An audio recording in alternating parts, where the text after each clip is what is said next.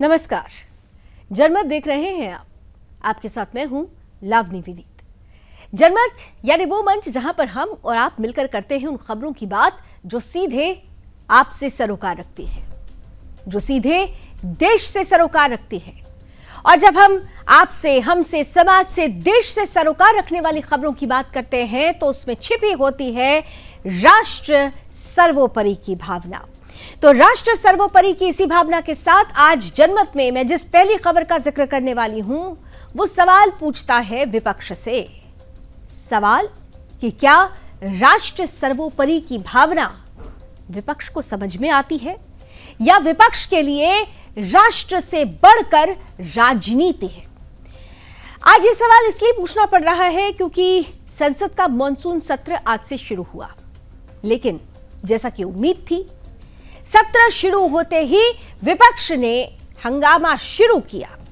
एक के बाद एक कोशिशें की गई कि सत्र को सुचारू रूप से चलने दिया जाए।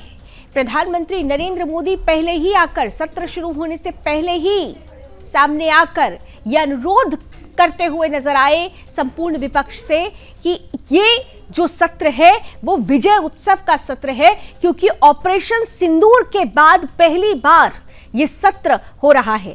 मॉनसून सत्र में देश की सेना की विजय गाथा, उस विजय उत्सव को, उस जश्न को मनाने का वक्त था। प्रधानमंत्री ने अपील की कि एक सुर में इस जश्न को मनाते हैं, एक सुर में इस उत्सव का हिस्सा बनते हैं।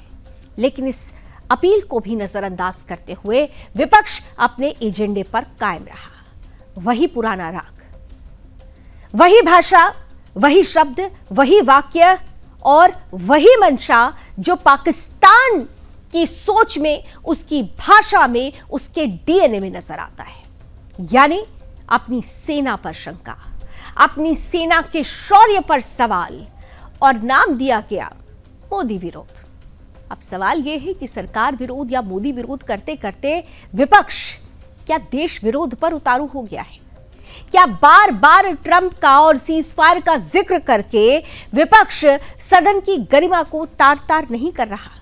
क्या ऐसे सवाल लोकतंत्र की मर्यादा को लांघ नहीं रहे? क्या ऐसे सवाल केवल हमारी देश की सेना नहीं, हमारे देश के स्वाभिमान, हमारे अभिमान को अपमानित नहीं करते? और दूसरी तरफ जब लगातार सरकार ये कह रही हो कि हम चर्चा को तैयार हैं, तो फिर इस बात को नजरअंदाज करते हुए इस हंगामे के क्या मायने हैं? हालांकि 4 बार कोशिशें की गई, लेकिन चौथी बार सदन को मंगलवार तक के लिए स्थगित कर दिया गया। 25 घंटे का समय तय हो चुका है जब ऑपरेशन सिंदूर पर चर्चा होगी। 16 घंटे लोकसभा, 9 घंटे राज्यसभा। लेकिन सवाल यह है कि जिस तरह से पहले दिन ही विपक्ष ने हंगामे भरी तस्वीर प्रस्तुत की है, क्या ये जो 25 घंटे ऑपरेशन सिंदूर पर चर्चा के लिए तय किए गए हैं, क्या विपक्ष इसमें भी सार्थक चर्चा कर पाएगा या राग वही पुराना होगा? आइए इसी पर आधारित हमारी आज की ये स्पेशल रिपोर्ट।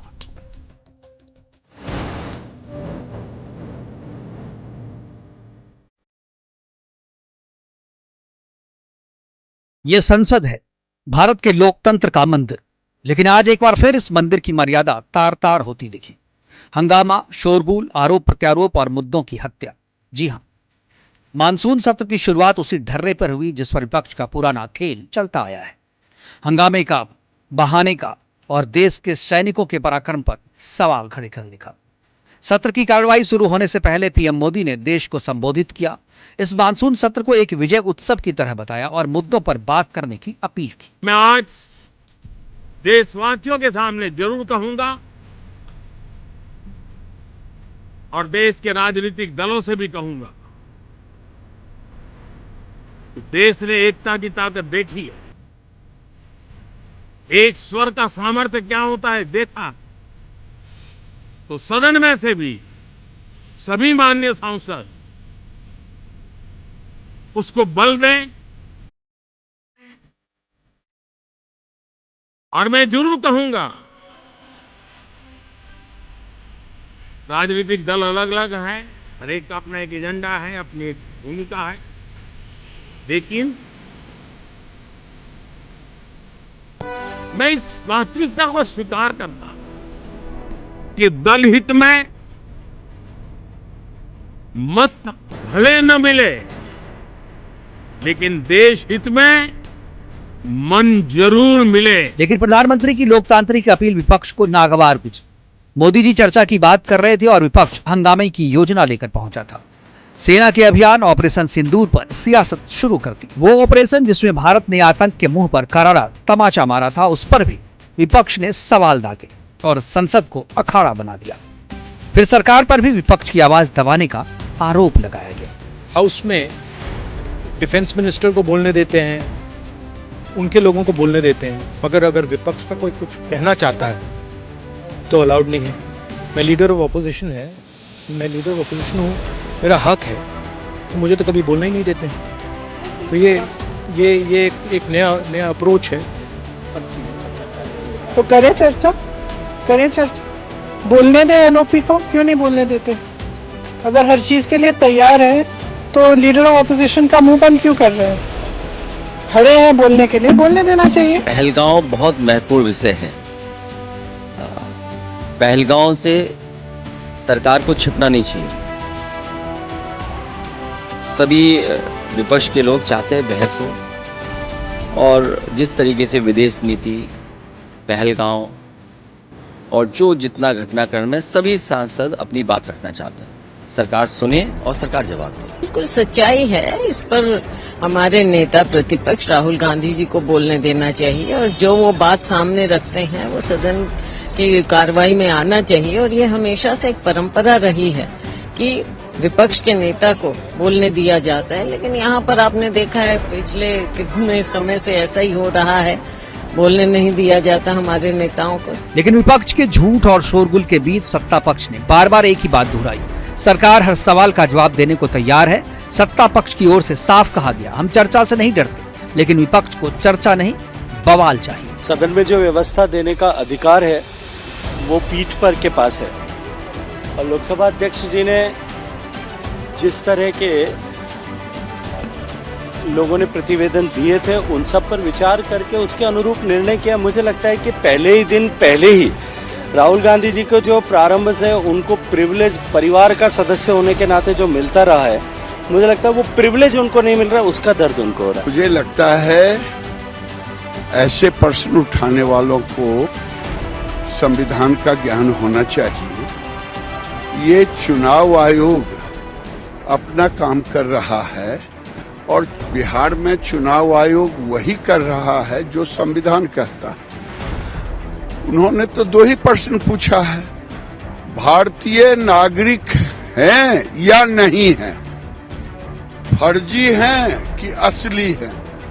तो इनको बेचैनी किसके लिए है? क्या विदेशी नागरिकों के लिए बेचैनी है? मुझे लगता है कि राहुल गांधी जो आरोप लगा रहे बिल्कुल सही नहीं है। सरकार पहलगाम के अटैक पर, ऑपरेशन सिंदूर पर, और नौजवानों ने जिस तरह मुर्दुम की दिखाई है, मतलब जो आतंकवादियों का अड्डे उद्ध्वस्त कर रही है, तो मतलब उसके लिए सरकार चर्चा के लिए तैयार है। लेकिन राहुल गांधी को बोलने नहीं दिया जाता, ऐसा बिल्कुल नहीं है। राहुल गांधी जब वक्त आएगा, जब चर्चा होगी उस पर, तो उनको घंटा भर बोलने का अधिकार है, तो बोले। अभी बोलने का क्या मतलब है? कि ये भारत की संसद है, यहाँ विधि व्यवस्था, कानून, प्रक्रिया और परंपरा से सदन चलती है। हम लोग तो सदन चलाना चाहते हैं। आज तो हम लोग लोकसभा में थे, हम लोग उस सदन को सब लोग बार बार आदरणीय स्पीकर साहब ने सबको अनुरोध किया कि भाई सब लोग जाओ, विधि की व्यवस्था में जो भी चर्चा चाहते हो हम लोग उसको चर्चा करवाने के लिए सत्ता पक्ष से सहमत है। ये राहुल गांधी जी और प्रियंका गांधी जी की निजी ड्राइंग रूम नहीं है। जब चाहे, जिसको चाहे, जिस प्रकार की भाषा से बात तो कर सकते हैं। बिल्कुल बेबुनियाद है। मैं भी सांसद हूँ, मैं लोकसभा में बैठी थी, और कल से आज तक हम सब अखबार से जुड़े हुए हैं, टेलीविजन चैनल से जुड़े हुए हैं, और जितनी बातें विभिन्न जगहों पर हो रही हैं मुझे लगता है हम सब वाकिफ हैं। सरकार ने अपना रुख स्पष्ट कर दिया है। हम सब ने आज प्रधानमंत्री जी को भी सुना।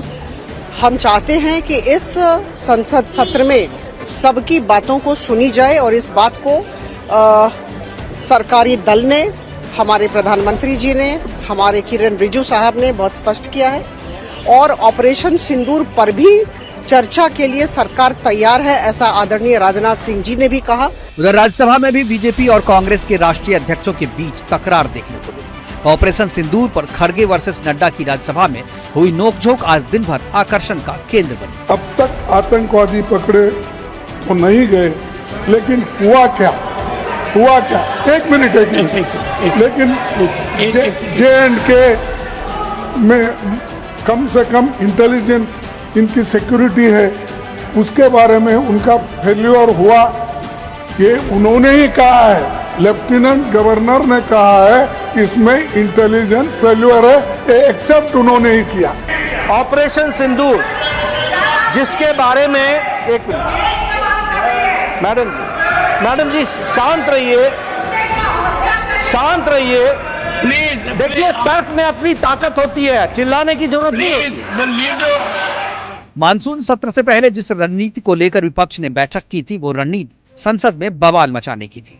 अब सवाल उठता है, क्या ये संसद है या विपक्ष का झूठ का इको चैम्बर? विपक्ष की तैयारी संसद चलाने की नहीं बल्कि सेना को घेरने की थी। ट्रंप के बयान को हथियार बनाकर भारत की सैन्य कार्रवाई पर शक करना था। क्या ये वही रणनीति है जो पाकिस्तान की मीडिया करती है, या इंडी गठबंधन की सोच अब PAK गठबंधन जैसी बन गई है? और ऐसे में सवाल यह भी है कि देश की संसद जनहित के लिए है, लेकिन यहां जनहित का गला घोंटा जा रहा है। भारत की सेना सीमाओं पर लड़ रही है और दिल्ली में बैठे नेता संसद को युद्ध भूमि बना रहे हैं। आज देश जानना चाहता है, देशवासियों के लिए बनी इस संसद में देश हित के मुद्दे कब उठेंगे, कब उन पर विपक्ष चर्चा करने के लिए राजी हो। Bureau report, Sudarshan.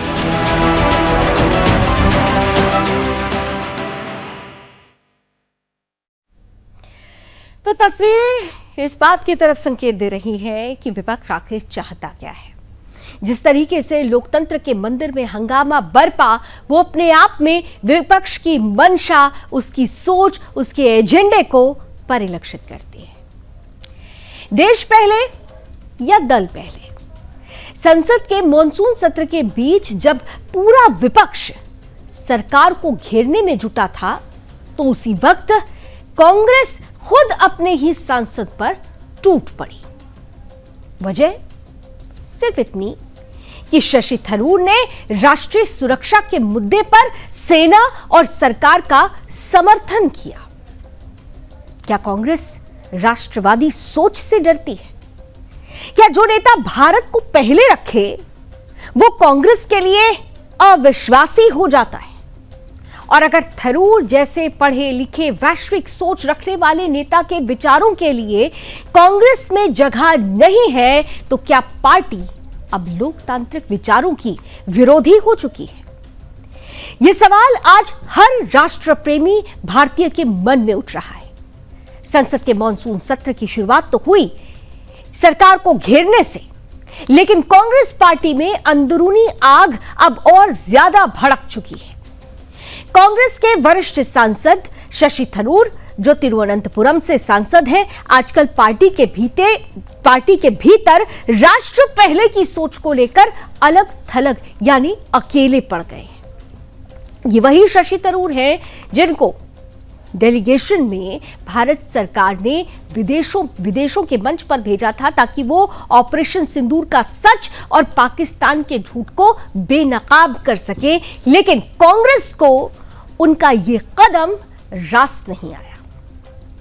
थरूर जो लगातार ये कह रहे हैं कि राष्ट्रीय सुरक्षा, राष्ट्र हित, देश से बढ़कर मेरे लिए कुछ भी नहीं है, वो थरूर अब कांग्रेस को अखर रहे हैं। क्योंकि देश की बात, देश की सुरक्षा की बात, ऑपरेशन सिंदूर के विजय की बात, देश की सेना की बात और पाकिस्तान के झूठ को बेनकाब करने की बात कांग्रेस को बीजेपी की या प्रधानमंत्री नरेंद्र मोदी की बात लगती है। यानी जो देश की बात करे वो मोदी की बात करता है, ये सोच है कांग्रेस पार्टी की।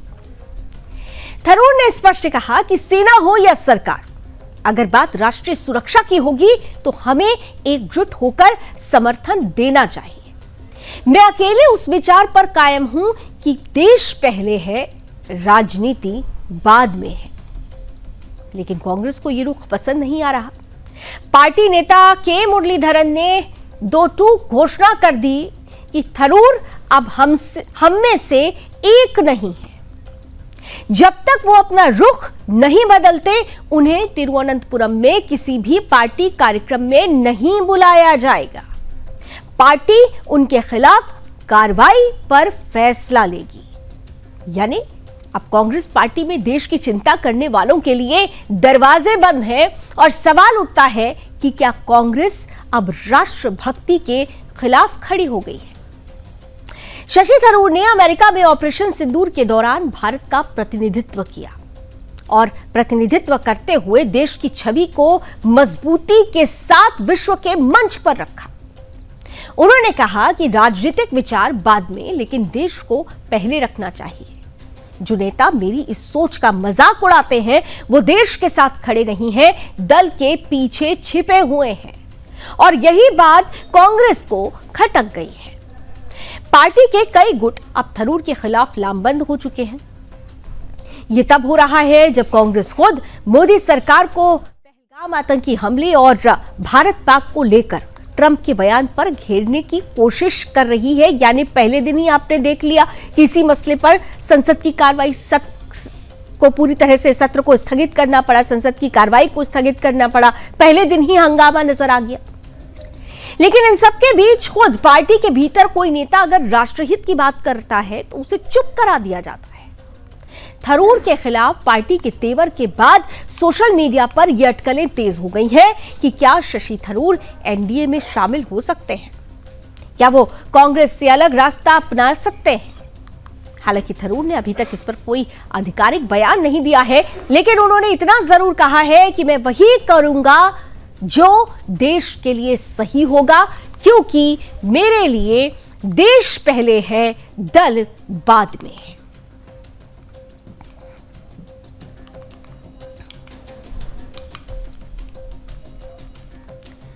तो एक तरफ शशि थरूर हैं जो ये कह रहे हैं कि मेरे लिए देश पहले है, दल बाद में है। दूसरी तरफ एक और चेहरा है जो सिर्फ अपनी सियासत के लिए देश को पीछे छोड़कर अपनी सियासत को चमकाने में जुटा हुआ है, और वो चेहरा है ममता बनर्जी का। पश्चिम बंगाल की सियासत में आज जो हुआ उसे बलिदान दिवस कहें या चुनावी मैदान में ममता बनर्जी का बिगुल। 21 जुलाई को कोलकाता की सड़कों पर भीड़ तो थी, लेकिन सवाल उस भीड़ के पीछे की राजनीति का था। बंगाल में अब एक बार फिर से वही पुराना सवाल गूंज रहा है। क्या ममता बनर्जी बंगाल की माता है या फिर एक तानाशाह जिन्होंने राज्य को भ्रष्टाचार, बेरोजगारी और महिला असुरक्षा के गर्त में धकेल दिया है।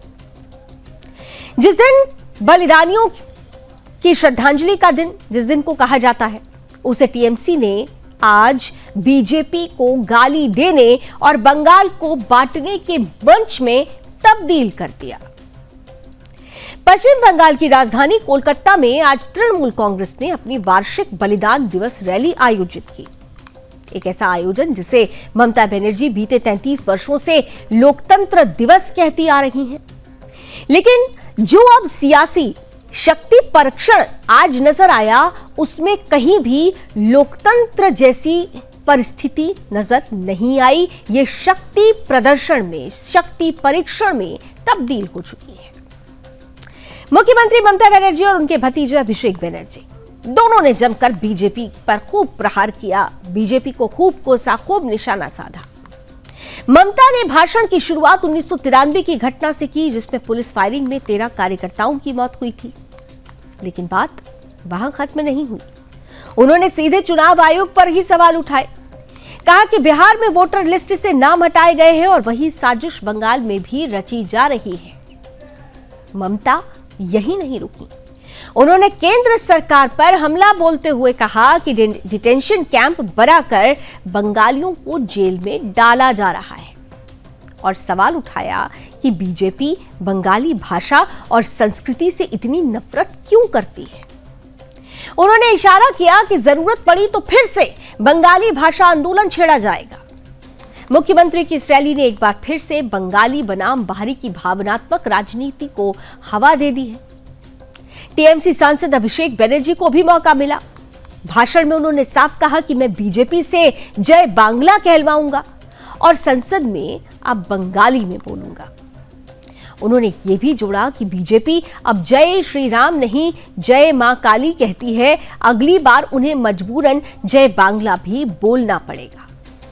अब सवाल यह है कि भाषाई आधार पर और बंगाली अस्मिता के नाम पर जिस तरह से ममता बनर्जी और अभिषेक बनर्जी बीजेपी को घेरते हुए नजर आए, तो यहां पर पूछना चाहिए ममता दीदी से कि बंगाली अस्मिता उस वक्त कहां चली जाती है जब बांग्लादेश में बंगाली हिंदुओं का नरसंहार होता है, जब बांग्लादेश में बंगाली हिंदुओं पर अत्याचार होता है, मां बेटियों को किस तरह से पीड़ित किया जाता है, किस तरीके से खुलेआम उनका गैंगरेप होता है, हिंदुओं की दुकानों को, उनके घरों को नष्ट कर दिया जाता है, आग के हवाले कर दिया जाता है, तो फिर ये बंगाली अस्मिता कहां चली जाती है?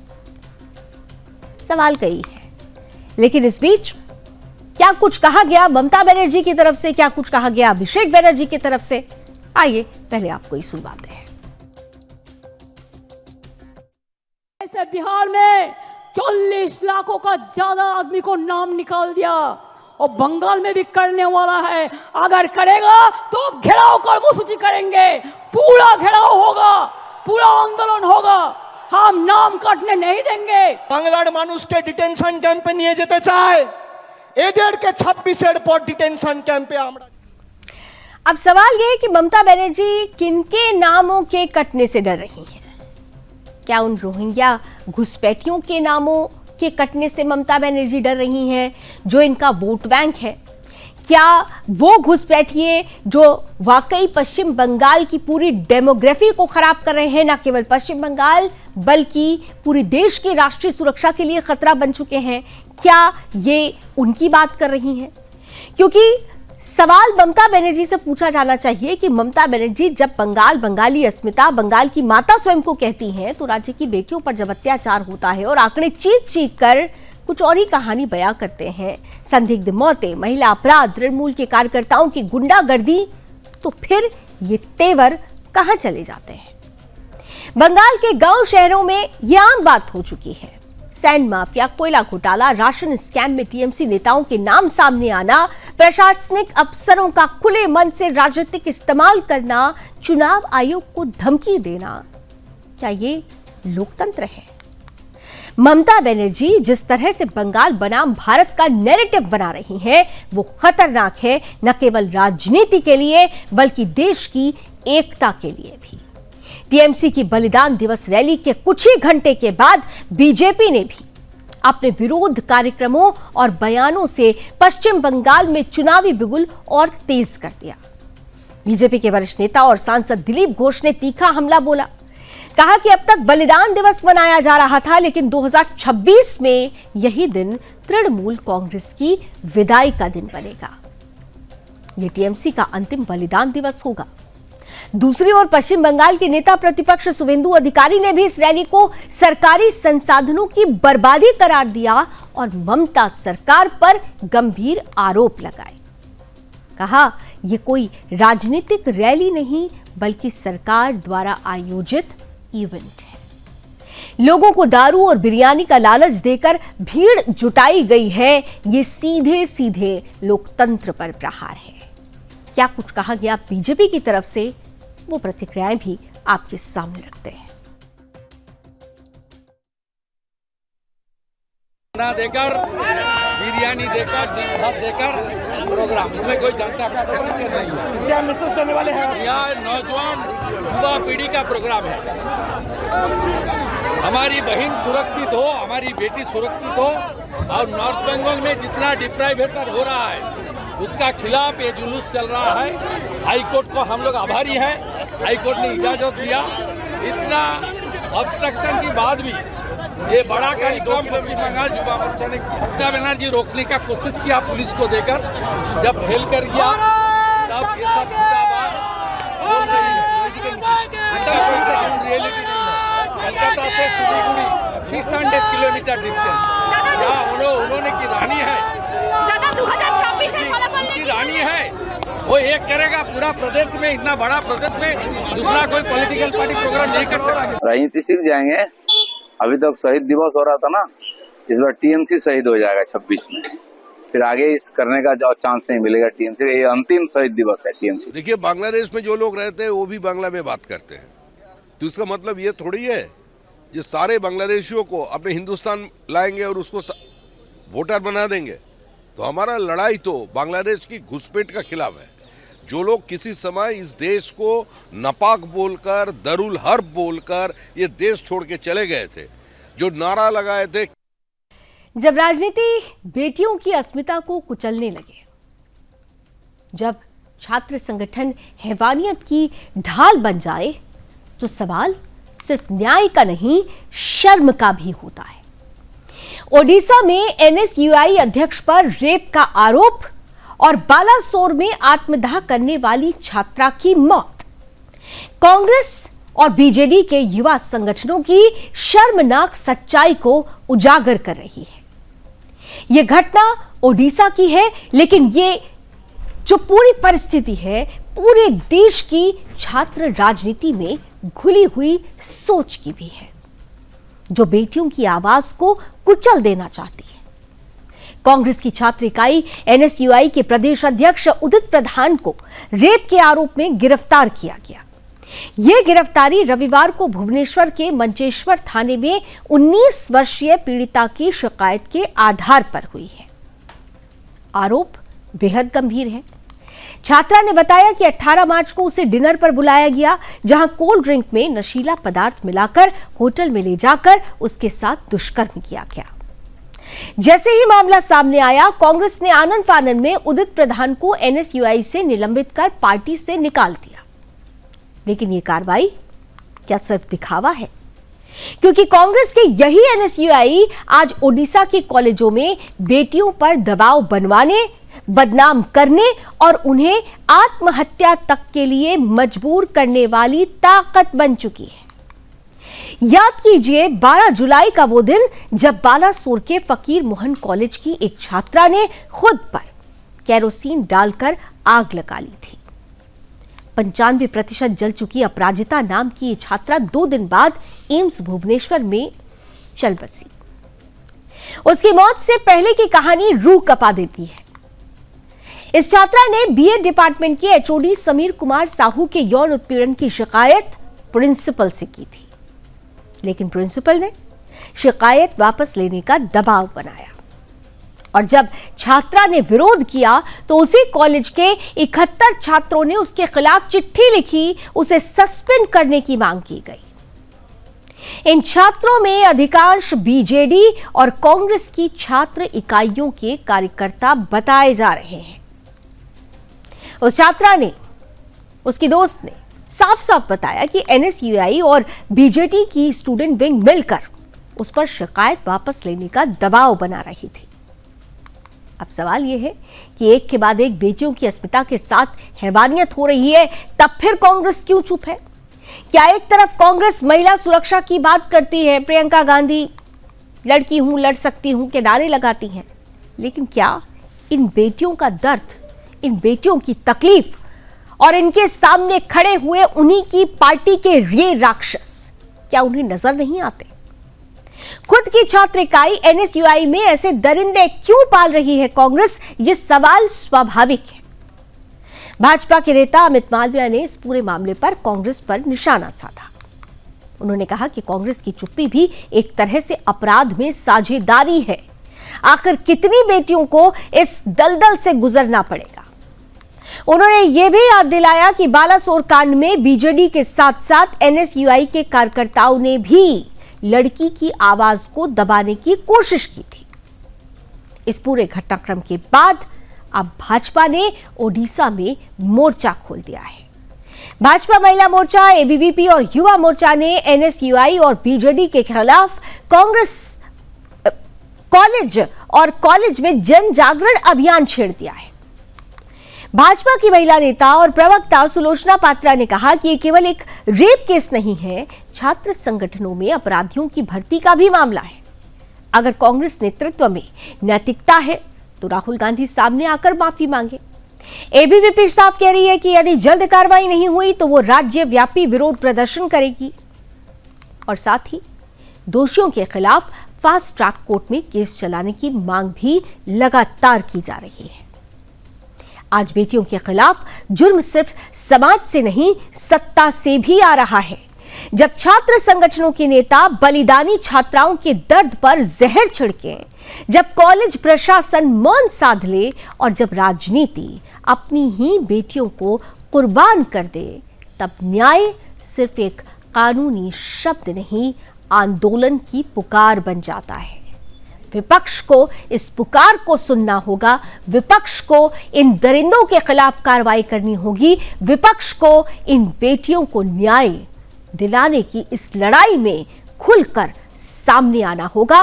तभी विपक्ष का यह नारा कि वो लोकतंत्र की मर्यादा समझती है, वो लोकतंत्र को बचाना जानती है, तब इन सभी बातों के मायने सच में निकलकर सामने आएंगे। क्योंकि इस पूरे घटना चक्र में साफ तौर पर यह नजर आता है कि इसमें जो दोषी है वो कांग्रेस पार्टी से, बीजेडी से संबंध रखते हैं और ऐसे में इनके खिलाफ कार्रवाई करना इन पार्टियों की नैतिक जिम्मेदारी भी है।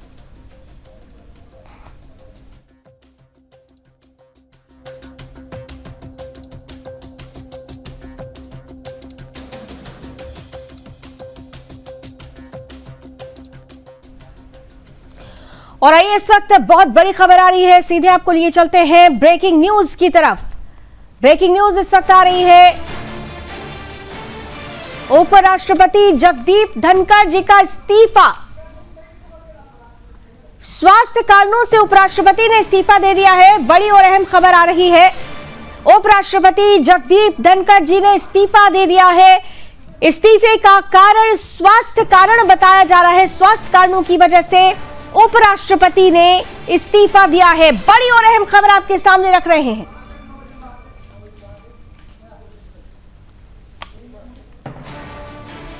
इस वक्त की सबसे बड़ी और अहम जानकारी इस वक्त आपकी टीवी स्क्रीन पर चल रही है। उपराष्ट्रपति जगदीप धनखड़ का इस्तीफे की खबर आ रही है और इन सब के बीच जो वजह बताई जा रही है कि स्वास्थ्य कारणों की वजह से ही उन्होंने इस्तीफा दिया है। आज ही मॉनसून सत्र का पहला दिन और आपने देखा कि राज्यसभा में भी किस तरीके की परिस्थिति बनी, हंगामे जैसे आसार वहां पर भी नजर आए। लेकिन उपराष्ट्रपति वहां पर जो सदन की चीफ होता है, उन्होंने पूरी स्थिति को संभालने का प्रयास किया।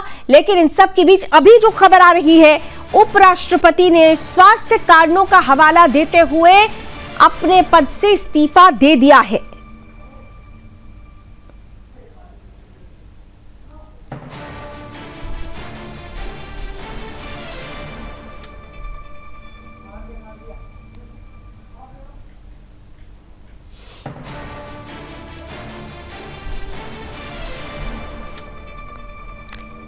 तो भारत के उपराष्ट्रपति जगदीप धनखड़ जी ने अपने पद से तत्काल प्रभाव से इस्तीफा दे दिया है। उन्होंने राष्ट्रपति द्रौपदी मुर्मू को संबोधित एक पत्र में स्वास्थ्य संबंधी कारणों और चिकित्सा सलाह का हवाला दिया है। कहा कि संविधान के अनुच्छेद 67A के तहत वो अपने इस्तीफे की घोषणा करते हैं। बेहद अहम जानकारी इस वक्त आपके सामने है। वो पत्र भी हम आपको दिखा रहे हैं जो उन्होंने माननीय राष्ट्रपति को संबोधित करते हुए दिया है। भारत के उपराष्ट्रपति जगदीप धनखड़ जिन्होंने अपने पद से इस्तीफा दे दिया है और राष्ट्रपति द्रौपदी मुर्मू जी को संबोधित करते इस पत्र में उन्होंने स्वास्थ्य संबंधी कारणों का हवाला दिया है।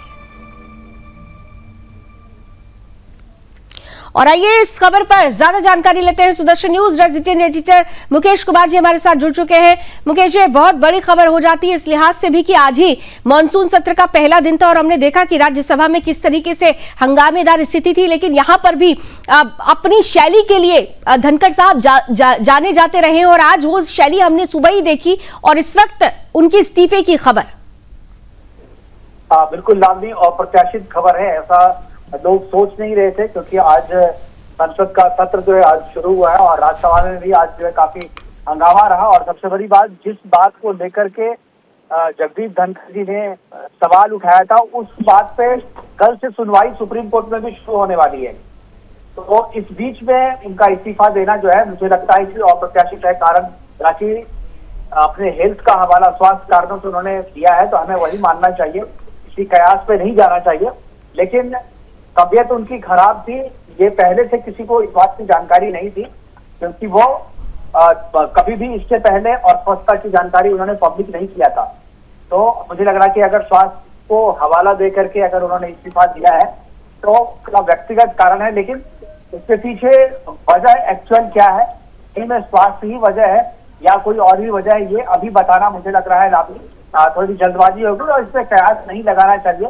मुझे लगता है कि संवैधानिक पद पे और अपने स्वास्थ्य का हवाला देकर के उन्होंने इस्तीफा दिया है, तो हमें वही स्वीकार करना चाहिए, हमें मानना चाहिए जो उन्होंने आधिकारिक तौर पे अपने पत्र में लिख करके इस्तीफा दिया है।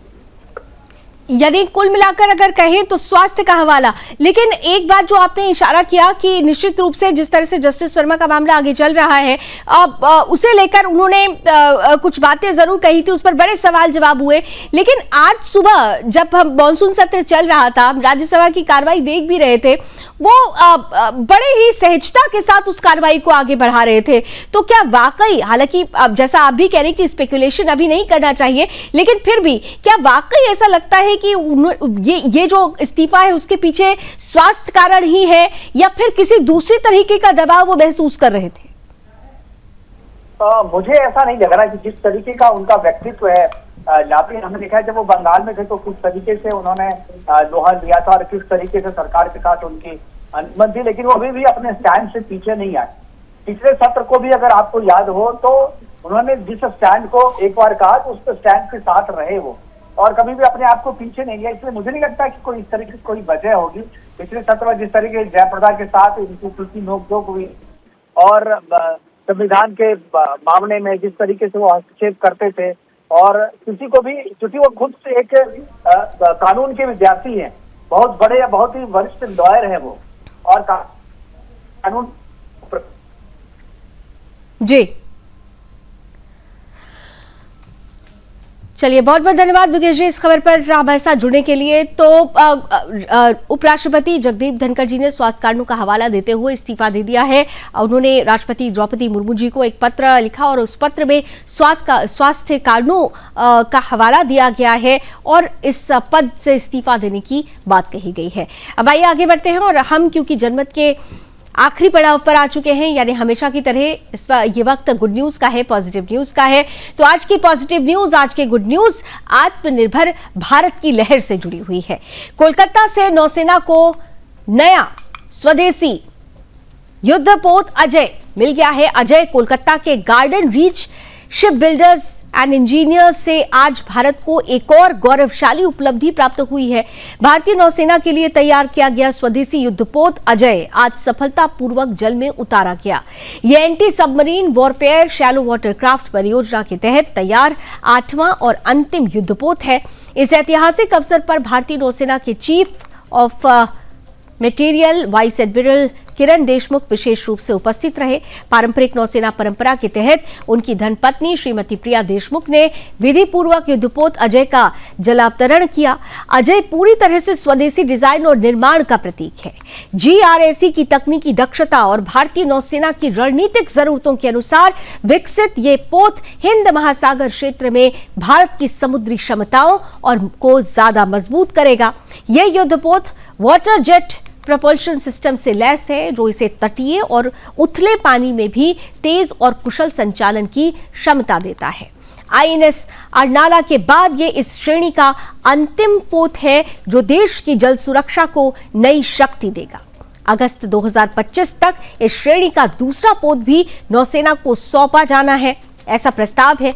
उधर अजय में की अगर बात की जाए तो 80% से अधिक उपकरण स्वदेशी है, यानी आत्मनिर्भर भारत की मेक इन इंडिया की जो तस्वीर है वो इस पोत में नजर आती है। प्रधानमंत्री नरेंद्र मोदी के आत्मनिर्भर भारत और मेक इन इंडिया अभियानों को समुद्री सफलता का नया आयाम देता है अजय।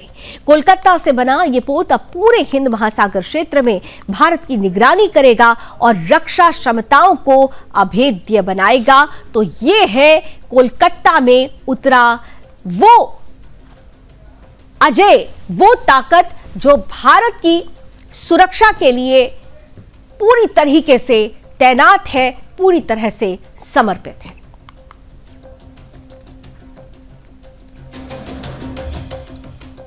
और चलिए इसी के साथ जनमत में अभी बस इतना ही। देश और दुनिया की तमाम खबरों के लिए आप जुड़े रहिए सुदर्शन न्यूज के साथ। जय हिंद।